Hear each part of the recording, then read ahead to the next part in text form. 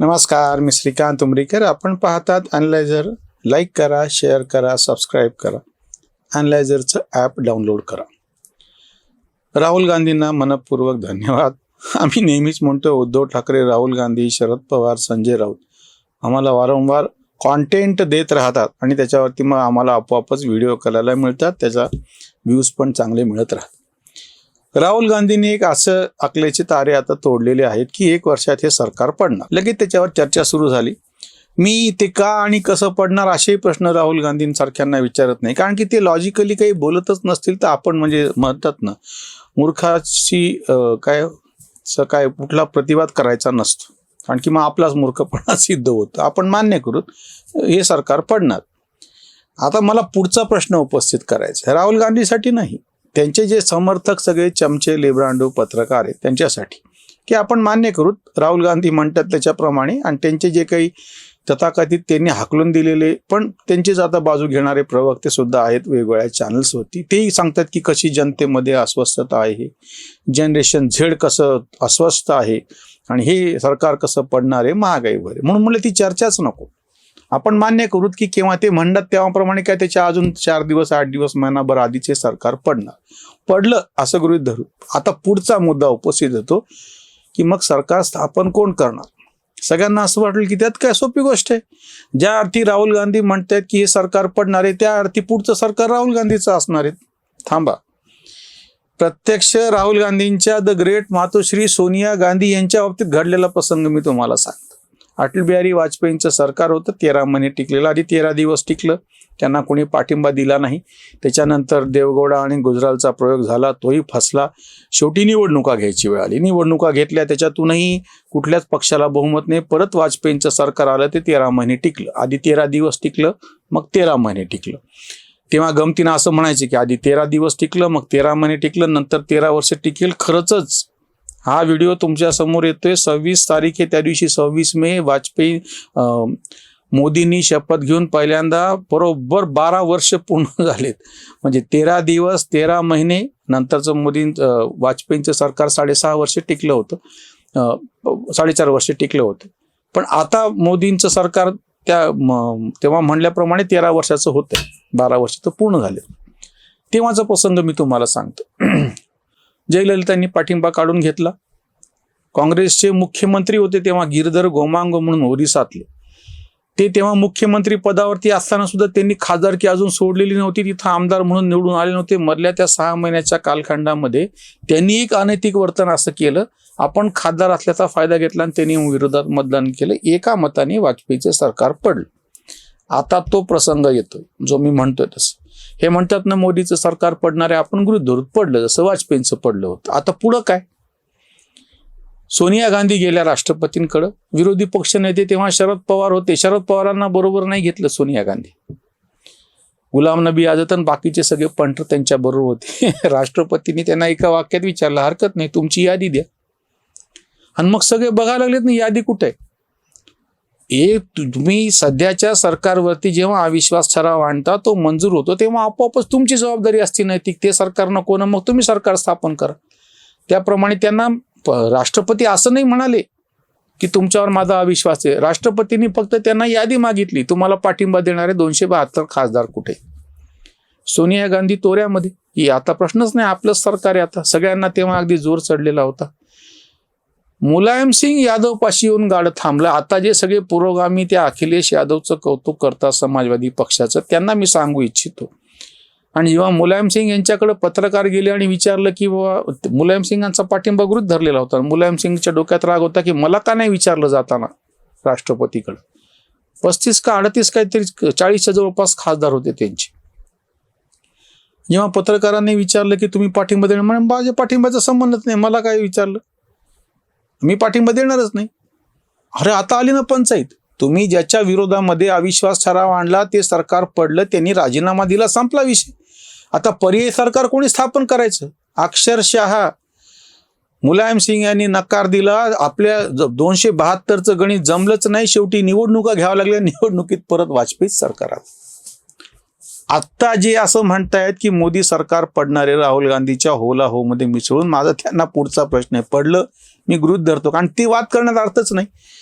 मोदींनी पहिल्या दिवशी शपथ घेतली त्या दिवसापासून हे बोंबा मारतात की हे सरकार कसं टिकणार नाही म्हणून. 26 मे 2014ची मी तुम्हाला गोष्ट सांगतो. मोदींनी पहिल्यांदा पंतप्रधानपदी शपथ घेतल्याच्या नंतर वर्षाच्या आतमध्येच, ज्यांचा मी मागे उल्लेख केला, ते आमच्या एका महान पत्रकार, लेखक, सामाजिक कार्यकर्ता मित्राने लेख लिहिला होता की आता प्रस्थापित पक्ष काही मोदींना हरू शकत नाही, आपणच लेखक, कलावंत, बाकीच्या सगळ्यांनी म्हणून आघाडी उघडली पाहिजे आणि मोदींना हरवलं पाहिजे. 2015 मध्ये त्यांना साक्षात्कार झाला की आता मोदीला हरवलं पाहिजे म्हणून. आता त्याला 11 वर्ष झाले, मोदीच्या सरकारला 12 झाले, पण ह्यांनी जी मोहीम सो कॉल्ड सुरू केलेली होती, जशी आज काँग्रेस जनता पार्टी आहे, तसे ते बिन नावाचे हे सगळे झुरळ तेव्हापासून चालू आहेत. हे सगळे ह्या झुरळांचा सुळसुळाट, मोदी सरकार पडलं पाहिजे हे म्हणणाऱ्या झुरळांचा सुळसुळाट प्रत्यक्ष मोदी, मी तर म्हणतो मोदी सत्तेवर यायच्या आधीपासूनचीच गोष्ट. मोदींना पंतप्रधान पदाचा उमेदवार एनडीएनं म्हणजे भाजपने आधी घोषित केलं, एनडीएने त्याला मान्यता दिली की पहिलं प्रतिक्रिया काय म्हटली, नितीश कुमार म्हणले हे मला मंजूर नाही म्हणून त्यांनी प्रत्यक्षामध्ये ती एनडीए सोडून दिली आणि ते जाऊन बसले होते लालूच्या गळ्यात गळे घालून. 2015ची बिहारची निवडणूक नितीश कुमार यांनी भाजपच्या विरोधात लढवली होती, हे लक्षात घ्या, जे आज भाजपच्या कॅम्पमध्ये, आता तर राज्यसभेमध्येच दिल्लीतच भाजपच्या मांडीला मांडी लावून बसले. मोदींवरती ज्यांनी अविश्वास ठराव आणला ते चंद्रबाबू नायडू, ते आज मोदीच्या गळ्यात गळ्या घालून बसलेले आहेत. कोणाकोणाची नावं सांगायची आणि किती नावं सांगायची. राहुल गांधी ज्या दिवशी असं म्हणतायत की बाबा मोदीचं सरकार वर्षभराच्या आत पडणार आहे, तर नेमकं त्या दिवशी कर्नाटकामध्ये त्यांच्याकडे प्रचंड गोंधळ सुरू झालेला. आता हा व्हिडिओ तुमच्या समोर दुपारी 4 वाजेपर्यंत येईल. माहिती नाही तोपर्यंत कर्नाटकातलं सरकार हे राहिलेलं असेल का त्याच्या जागी दुसरा कोणी मुख्यमंत्रीपदी आला असेल. आणि हे कोणाच्या नावानं म्हणायला लागले की मोदीच्या नाव, किंवा मोदीचं सरकार 1 वर्षात पडणार आहे. आणि यांचं स्वतःचं कर्नाटकातलं सरकार काय आणि कसं आहे माहिती नाही. किती हसायची गोष्ट आहे. त्याहीपेक्षा त्यांना पाठिंबा देणाऱ्यांची, मला नेहमी असं वाटतं की जे राजकीय नेते, कार्यकर्ते आहेत त्यांचा 24 तासाचा धंदा आहे. ते काही उलटपालट बोलू शकतात, लोकांच्या समोर जाऊ शकतात, पुन्हा निवडून येऊ शकतात. लोकांचे कधी कधी कळत नाही. ज्या तृणमूल काँग्रेसचे खासदार, नेते, प्रवक्ते कोणी आत्तापर्यंत इतकं उर्मट बोलत होते, इतकं वाह्यात, इतका माज आल्यासारखं बोलत होते, आणि एका रात्रीतून 4 मेला निकाल लागला आणि इतकं सगळं चित्र पलटलं. काकुली घोष दस्तीदार म्हणून त्यांच्या ज्येष्ठ नेत्या, त्यांनी तर राजीनामा दिला, खासदार आहेत त्यात. त्यांचे प्रवक्ते रिजू दत्ता, त्यांना पक्षातून काढून टाकलं. आता लगेच सुरू झाले त्यांच्या विरोधामध्ये, त्यांचेच सगळे त्यांच्या विरोधात सुरू झाले. एका निकालातून सगळं पालटलं. एक सत्ता गेली की ह्यांचा जो सगळा तो पत्त्याचा बंगला असल्यासारखा जो बंगला होता ना, तो सगळा एका सत्तेचं पान काढून घेतले की धाडधाड तर सगळा बंगला कोसळला. त्याच्यामुळे काही बोलू शकतात, ते काही करू शकतात, मला त्यांचं काही आश्चर्य वाटत. राहुल गांधी जेव्हा वाटेल तसं फेक बोलायचं, तसं त्या पद्धतीनं काही बोलायचं, तसं हे सरकार पडणार वर्षभर, ते ठीक आहे, त्यांनी म्हणावं, त्यांचं काम आहे, 24 तासाचा धंदा येतो. पण त्याला समर्थन देणाऱ्यांनी हे तर विचारावं, किंवा नका विचारू, ते काय राहुल गांधी काय असे कोणाचे उत्तर द्यायला बसलेले नाहीत. पण तुम्ही लिहित असताना की हे सरकार का पडेल ह्याचं तुम्हाला काहीतरी तर विश्लेषण द्यावं लागेल. 272 खासदार तुमच्या पाठीशी आहेत का इकडं, तर हे सरकार पडेल, बाकीचं सगळं बाजूला ठेवा. सोनिया गांधींनी जेव्हा चंद्रबाबू नायडूंनी जो अविश्वास ठराव आणला होता, आणि तेव्हा पत्रकारांनी, कारण त्या नेत्या होत्या विरोधातल्या किंवा ते युपी आघाडीच्या, त्यांना असं विचारलं होतं की ह्याचं ठरावाचं काय होणार, तर त्यांनी म्हणाले की काय होणार, काय, वी हॅव द नंबर्स, आमच्याकडे आकडे आहेत. सोनिया गांधी म्हणल्यात भर पत्रकारांच्या समोर बोललेले आहे. नंतर काय झालं सांगायची गरज नाही. आणि ते कमी पडलं म्हणून की काय 2019ला आधीच्या पेक्षा जास्त खासदार भाजपचे निवडून आले. म्हणजे हे बोलतात त्याच्या उलट होतं, त्याच्यात काही वेगळं आता काही उरलेलं नाहीये. आताही काही दिवसानंतर हे सगळे विसरून जातील, सरकार पडणार नाही. जेव्हा 1 वर्ष होऊन जाईल, म्हणजे डिसेंबर संपल्यानंतर जानेवारीमध्ये जर कोणी प्रश्न विचारला की ते म्हणतील की तू भाजपचा एजंट आहे, पत्रकाराला. याचं घडलेलं आहे, हे मी मनानं सांगत नाहीये. त्यामुळे राहुल गांधी काय, राजकीय नेते काय, त्यांचे प्रवक्ते काय, ते काही बोलू शकतात.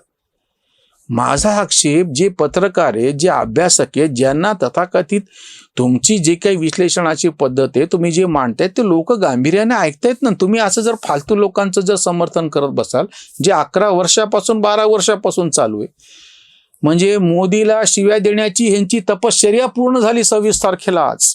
12 वर्ष पूर्ण झाले, यांचं तपश्चर्या फळाला आली आणि ते मोदी अजून पदावरतीच आहेत. राहुल गांधी काही म्हणत, हे जर सरकार पडणार असेल तर ते का पडणार याचं एक साधं म्हणजे कुठलंच त्याचं समर्थन करणारा एक मुद्दा सुद्धा कधी ह्या तथाकथित सोकॉल्ड विरोधी विचारवंत पत्रकार लेब्रांडू हे सगळे यांच्या तोंडून येत नाहीये. नुसतं राहुल गांधीच्या मागे हे तुणतुणं वाजवत फिरायला लागलेत. लोकांनी तसे त्यांना हास्यास्पद करून टाकले. ह्यांना तर प्रत्यक्ष निवडणुकीमध्ये पाडले, पण तुमचे वर्तमानपत्र वगैरेंचे खप बघा काय झालेत ते. हे जे सगळे लेब्रांडू संपादक आहेत ना, किंवा हे सगळे सुमार बुद्धीचे हे आंतरराष्ट्रीय कटवाले जे आहेत ना, त्यांना तर आजकाल कोणी विचारणं, त्यांच्या कोणी बाईट घेणं, त्यांचे कोणी व्हिडिओ पण बघे. असो, त्यांची मर्जी. म्हणून म्हणलं की राहुल गांधी म्हणल्याप्रमाणे सरकार पडणार मी गृहीत धरतो, पण पुढं काय, नंतर कोण पंतप्रधान होणार, इथेच थांबूयात. धन्यवाद. स्वधर्म जागृतीचा विधायक बुरुज